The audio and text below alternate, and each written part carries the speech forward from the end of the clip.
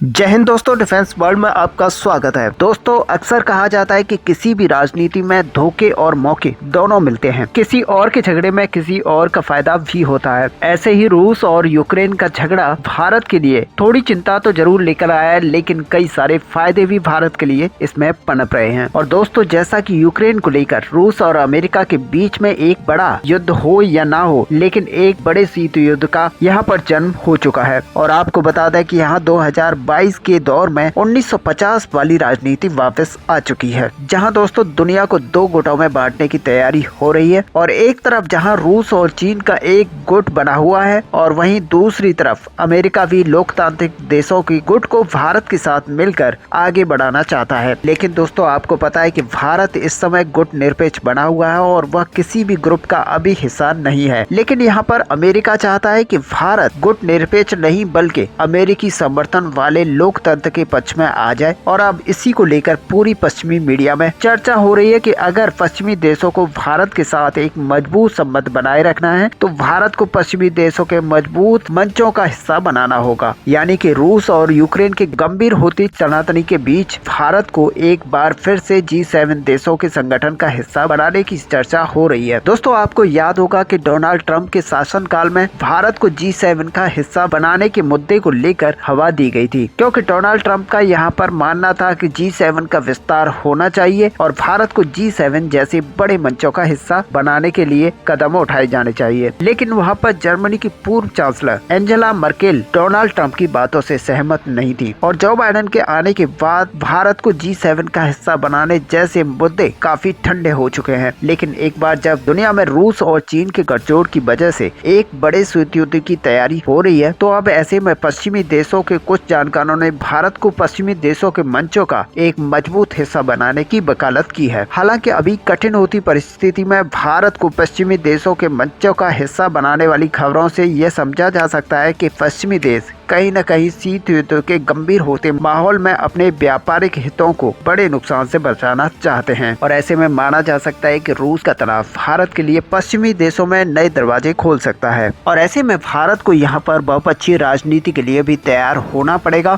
ताकि भारत यहाँ पर पश्चिमी देशों की जो मंच है उनका भरपूर लाभ उठा सके। ऐसे में दोस्तों, आपका क्या व्यू है? आप अपना व्यू हमें कमेंट पे लिखकर जरूर बताएं। साथ ही वीडियो को लाइक और शेयर करना ना भूलें। मिलते हैं नेक्स्ट वीडियो में, तब तक के लिए जय हिंद। अच्छा सुनो, चैनल को सब्सक्राइब करो, उसके बाद घंटी बजा देना ताकि अगली वीडियो आपसे मिस ना हो पाए। Thank you.